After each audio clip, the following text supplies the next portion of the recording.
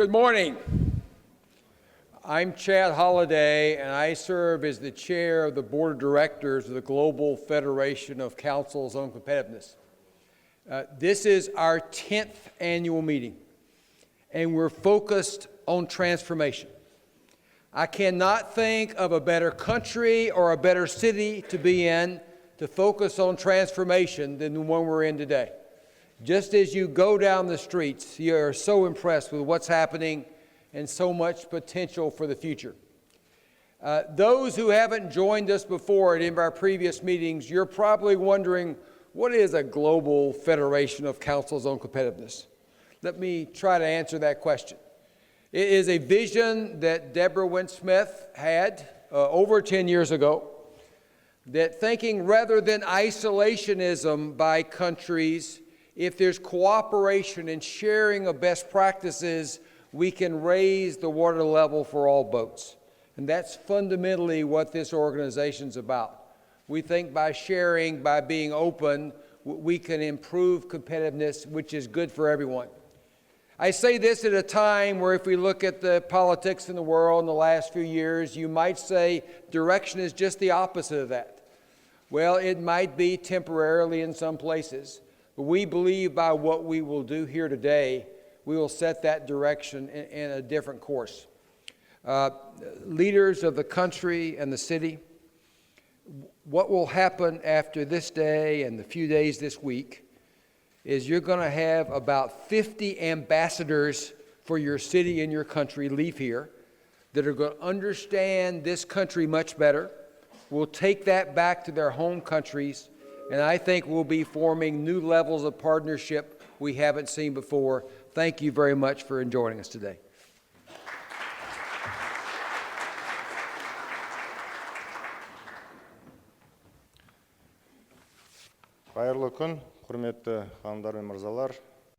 Good morning, dear participants. Welcome to the Global Federation Council of Competitiveness event. So Kazakhstan is paying a lot of attention to the growth and innovation. The ranking of the World Bank doing business allowed Kazakhstan to take 26th seat. We meet all the relative indexes, and the Moody's in August confirmed the investment ranking at Baa3 by raising forecast from stable to positive. In our country, we pay a lot of attention to the issues of long-term sustainable growth, the important factor for which being the stable increase of labor productivity, improving efficiency and rational use of resources, expanding export as one of the important components of economy diversification. In Kazakhstan, we carry out a lot of activities to promote sustainable development goals by United Nations. They have been implemented throughout all our national programs. July this year, our country has presented the voluntary national review on sustainable development goals on a high-level political forum in New York. The government has been elaborating a number of follow-up activities to improve Kazakhstan's rankings in the global arena in terms of competitiveness and improving its investment climate. So we have been developing the 8th package of legislative amendments so that to facilitate business development in our country, and this envisages around 20 reforms. Recently, the head of our country made an address to the nation and gave some instruction to the authorities to further on develop our businesses. For instance, currently we're developing a mechanism which release micro and small businesses from revenue tax for a 3-year period, and this facilitation will be provided for more than 1 million taxpayers. In our country, we continue implementation of Nurli Jol program, which can be translated as the bright pathway, and over the last 5-year period, we have built 1,000 kilometers of highway roads, around 900 transmission lines. We have modernized more than 3,000 utilities and communal networks. And Kazakhstan is in a stepwise manner uses its transit potential. Over 8 months of this year, the volume of transit throughout our country increased more than 35%. According to UN data, more than 54% of the global population lives in urban areas, and it is forecasted by 2050 that this indicator will increase 67%.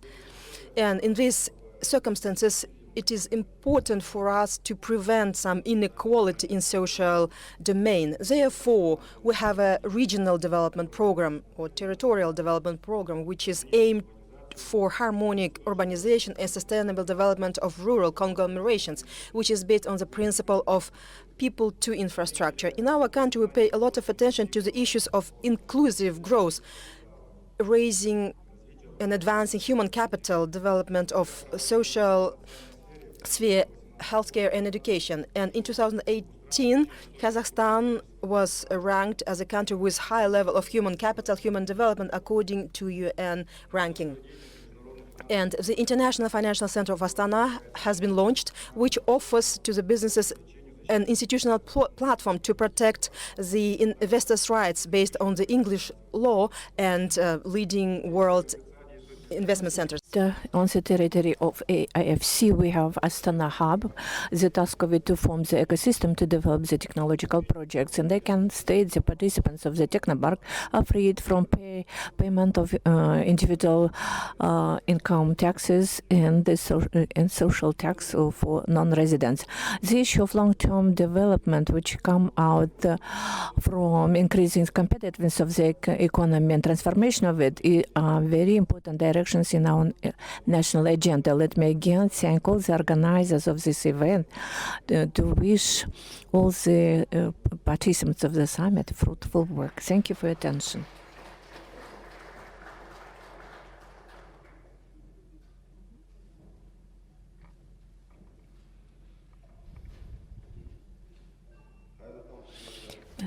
Good morning, dear ladies and gentlemen, into our capital.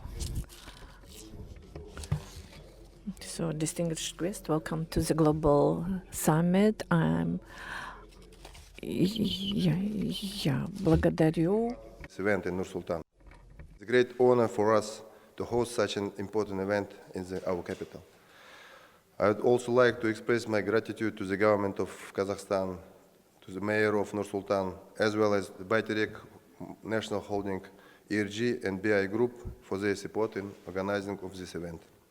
I am also very glad to welcome well-known experts and professionals such as Mr. Charles Holliday, Teddy Hall, Alexander Idrisov, and many others. Уважаемые участники глобального Dear participants of the Global Summit, this event or this level takes place for the first time in our region, and I'm so proud that we were able to invite more than 50 experts and heads from 16 countries. One of the co-organizers of the event, I want to talk about a number of trends that we want to discuss under the framework of the summit, which goes on within 3 days in different places of our capital. Within the last decade, considerable shifts happened in different spheres of our life, and it's obvious we have the revolutionary introduction of technologies, not only in economy, in society, education, in all spheres of life. Nature of labor is changeable, economic trends are changeable worldwide. The gap is increasing between rich and poor, military and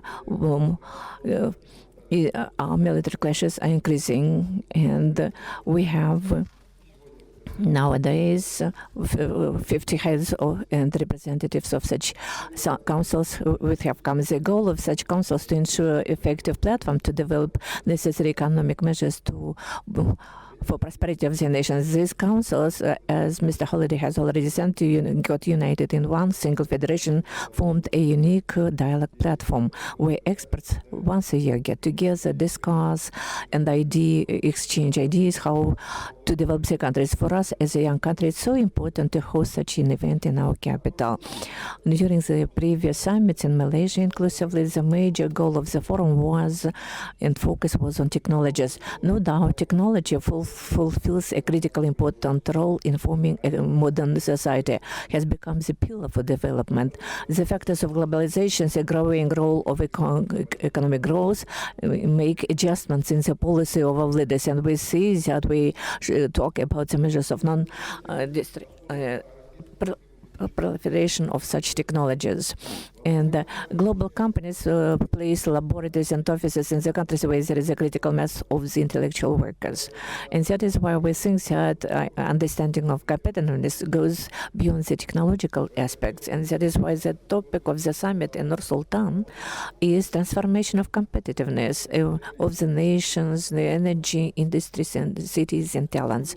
As of today, along the nations in the agenda, we included the cities, because the time has come of big cities which become the centers for attraction of talents, education, innovations in big cities can develop, and in big universities, research centers to be competitive, given with the challenges when information gets outdated or just showing up. We need to focus on the development of human resources. Creativity, non-standard approach is valuable to solve the challenges. And so the times when we were starting based on the paper have passed over. We need to have critical thinking. We have new communications, new reality needs transformation in getting education. Education is not the privilege of young people. It becomes a long-term process. Research on the Global Index of Talents of UN in the year 2018 shows that the startups, creativity play a very important role, not only in the sector of SMEs, but for big organizations. Startups are not mobile. They have become a new economic class, have become a serious source of qualified and skilled HR. In the year 2017, the startups in the US created 1,700,000 jobs, while the old firms only 300,000 jobs. We see that the countries started fights to attract talents to startups. Kazakhstan, within the 30 years of independence, went a long voyage to create conditions for competitiveness. Within the years of independence, under the head of the president, structural reforms happened. For our foreign guests, I want to say that during the first years of independence, Kazakhstan faced hyperinflation, where the government couldn't pay pensions and salaries. The number of unemployed grew, GDP growth stopped. But now we can say that within the years of independence, GDP has grown from $11 billion up to $170 USD. Almost 60% of GDP of Central Asian region falls to Kazakhstan. 70% of the volume of direct foreign investments to Central Asia also fall to Kazakhstan. So 300 billion of direct foreign investments were invested in Kazakhstan, which talks about trust of investors from all big countries. By national program, 2,500 highways were built, 2,500 kilometers by railway. We are on 59 by index of global competitiveness. Lifespan reached 72.5 years. Kazakhstan launched the advanced programs for human capital development. In 90s, Yelbasi launched the programs as Balashak. Later, other projects were launched, including Nazarbayev University. Based on Balashak program, more than 10,000 specialists were trained in the best educational institutions of the world. At the same time, 5 years ago in Kazakhstan, we started to understand that we're in the track of average income. In this respect, we achieved certain competitiveness. That is why the first president announced about the third modernization of the country, aimed to carry out 5 institutional reforms. And the plan of the nation, 100 concrete steps. These reforms are aimed to create the modern state apparatus to form the open reportable society, ensuring supremacy of law, and creation of the nation of the single future. The long-term strategy was approved 2050, which aimed to join 30 developed countries of the world, not from the point of view of the GDP growth, but of the quality of life. No doubt, Kazakhstan, as many countries of the world, under the conditions of geopolitical inconsistency, instability of the markets, faces challenges in economic, social spheres, like practically all countries of the world. The government initiates and implements the program to solve the most actual issues for Kazakhstan, a program on support of the citizens, delivering water and other things. But challenges push us to work over the model of sustainable inclusive growth in the long-term perspective, which will help us to come up to the new level of development. In this way, the fund of the first president, under the frame of our mission to support the state to sustainable development of the country, sustainable nation, starts the research to find the most effective opportunities to increase competitiveness of the country, business, nation, to develop the proposals to the government to actualize the social economic models of sustainable inclusive growth. Our Institute of the World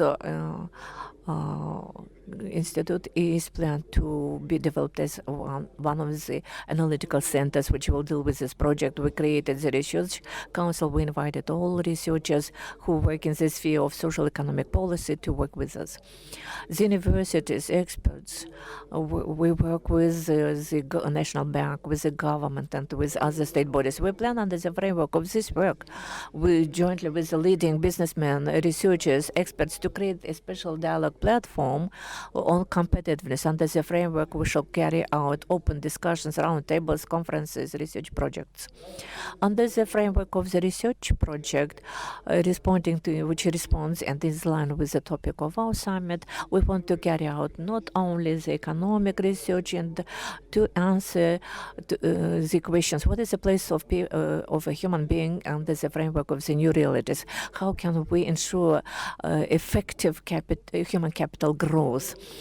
Each society has its unique values and norms which define the habits of citizens. We know that the culture plays a cultural key role and defines the introduction of reforms, development of entrepreneurship.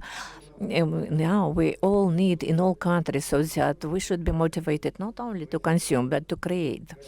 As the American guru of management Peter Drucker said, culture is the strategy for the future. While studying all this, we need to understand how to get a correct approach to creation of the society of highly motivated, highly educated citizens. And that is while actualizing the model which will be developed by our research, we shall consider not only the economic drivers for growth, but we shall take the growth of human capital in linkage with the national cultural code. It's very important that the cultural specificities are very difficult to be shifted in the right direction. In order to implement this idea, we need to have the institutions and policies. The activity can push the citizens to transformation. In Kazakhstan, we created a number of the so-called game changers, which are capable to change the framework with the lifestyle is built. Well, the first is urbanization of big cities, which plays the attraction point for talents. In Kazakhstan, these are Nur-Sultan and Almaty. Now Shymkent is the capital of the republican significance, and the capital, of course, which is of 20 years. It is a pilot city, frontier city, starting from education up to implementation of the smart city. We are implementing here projects which not only improves the life and comfort for life, changes the cultural frameworks and changes the cultural habits. That is why big cities will be further working over the long-term strategies, and as far as I know, the King of the capital will present approaches on development of the sustainable development for the city development. The second frontier, which I want to mention, is the Nazarbayev University. The university, which was founded several years ago, set up a task, an ambitious task, to increase the level of education of our young people up to the level of education of other cities of the world. So this is the force which will differentiate the graduates of Nazarbayev University from others. They have a hunger for knowledge. They want to grow on a constant basis. We want to see our young people like that. The third frontier, which has just started to work, but it's of great significance, the International Financial Center, which has a special jurisdiction. We started to launch innovative programs to ensure integration into the international financial centers. These projects simulate and change the behavior of the population. For them, they have new opportunities. The system of value is changing to become active citizens. Achievement of the high quality of human capital is impossible with the creation of social lifts and support of the talents, which will enable to bring up leaders and to successfully do national transformation, to make it sustainable and stronger. And I want to talk about the launch of the initiative to create a comprehensive way to find young leaders, talents. We work with the government teams of the regions. We shall announce the details of this initiative. I think that the implementation of these initiatives will help our country to achieve its competitiveness. Dear participants of the summit, these 3 days of discussions, I am sure, will help all of us, as Kazakhstani cities, to understand what trends are happening in developed countries, what solutions are proposed to solve all the very difficult challenges. I wish you fruitful discussions and to find creative solutions. Thank you for your attention.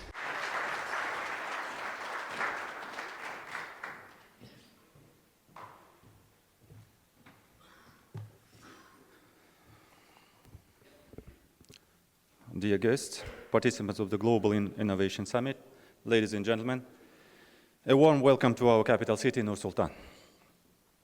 It's an honor for us to host the Global Innovation Summit in our city. Clearly, previous city hosts such as London, KL, and Buenos Aires have set the bar very high for all. This is not only a challenge, but also an opportunity for us to showcase our Kazakh hospitality and set the stage for professionals to discuss current issues of transforming competitiveness. Considering the scale of transformation at Nur-Sultan over the last couple of decades, the city and the theme of the summit are a perfect fit. Thanks to the visionary decision of the first president, Mr. Nur-Sultan Nazarbayev, we successfully went through the first transformation, growing from a small town to a modern and busy city in Kazakhstan. The fact tells the truth. The population has grown more than 3 times and now is over 1 million people. The volume of capital investment grew 3-fold.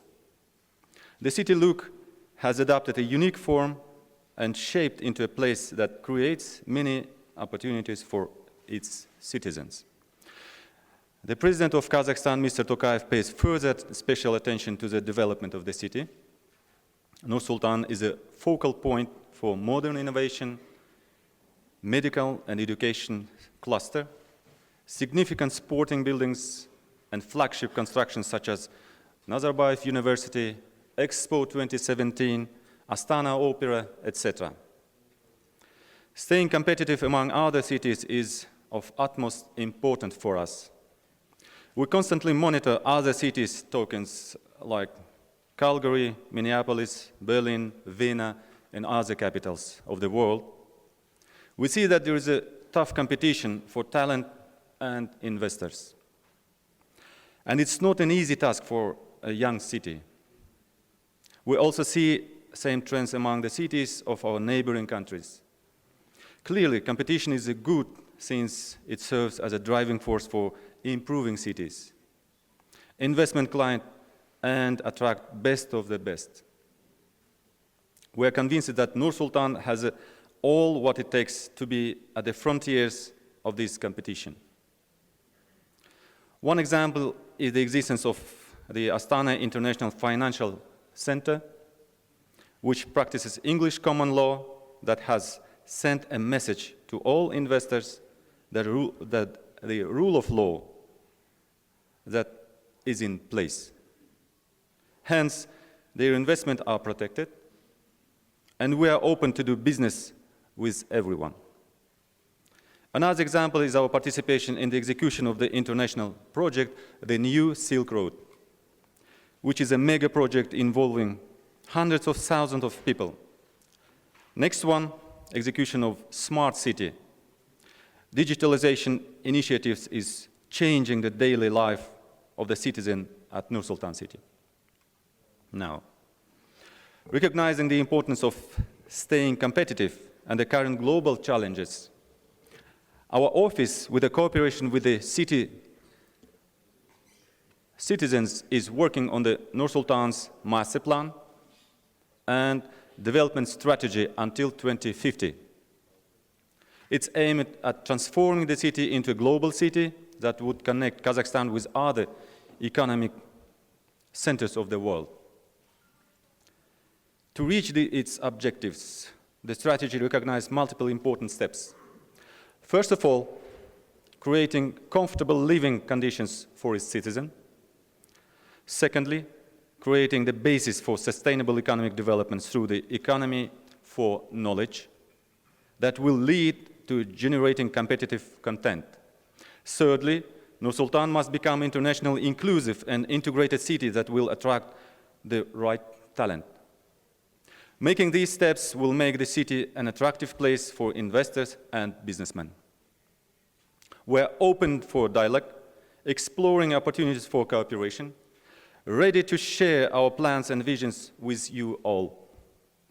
We're eager to learn from best practices, expand horizons for our network, and create most attractive conditions for our prospective investors. Success of our investors is our success. Come join us, invest, and succeed in Nur Sultan. Thank you very much.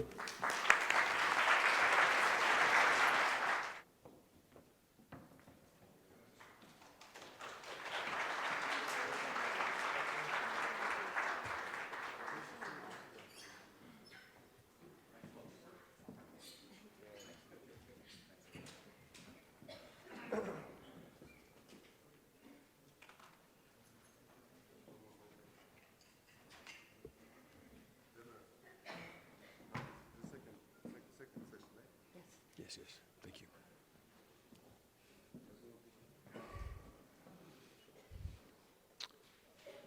So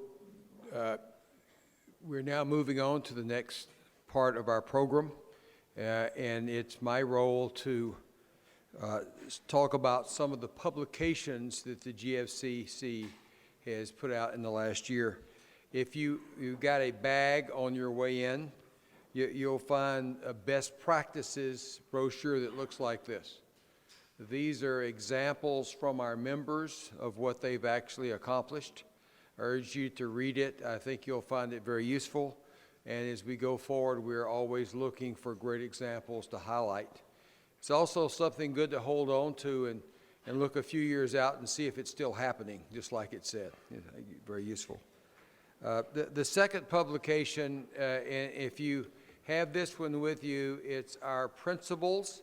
I'd like you to pull it out and take a look at it, because there's going to be a quiz here about the principles. So this is something that your first reaction is, how can you get countries from wide a span and different stages of development that we have to agree on 10 principles that we refresh every year to make sure we keep them current? It seemed like an impossible task until you actually read the principles and see what they say.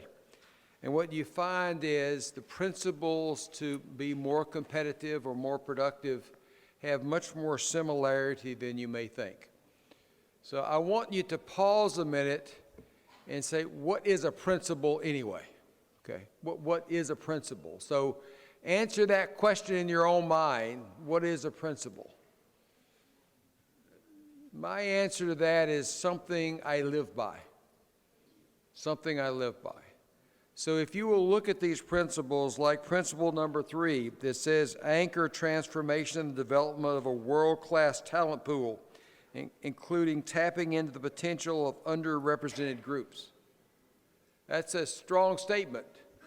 But if you can start that statement, say, I will anchor, or we will as an organization, then all of a sudden it has meaning. So what I would urge you to do is read through these 10 principles and decide for yourself, can I say, I will do that, or we will do that? It's nothing the organization can make you do. It's what you must decide for yourself, what your principles are and what you stand by. And if you can say that, I urge you to actually do it, because that's where you'll get the value from it. So I hope you'll find the principles very helpful. And Deborah, do you have any comments before we take a picture with the group? Yes. You do? Good, good. Thank you, Chairman Holliday. I would just add that the principles really are a fundamental statement of what's important in competitiveness as it evolves and changes in the countries and nations around the world. But very importantly, as Chairman Holliday said, this is an opportunity for all of us when we return to our countries, to our organizations, to not just live these principles, but promulgate them. Because one of the most powerful realities of competitiveness is there's no silver bullet. You can have the best tax system, you can have the best regulatory system, you can have ideal infrastructure, but if you don't have the people that enable success, you can't do that. So competitiveness is an integration of many policies and factors, and the principles really capture that beautifully. So we urge all of you to, as Chairman Holliday said, read these principles, but take them back into your organizations, and next year we'll see where we are in implementing them. Thank you.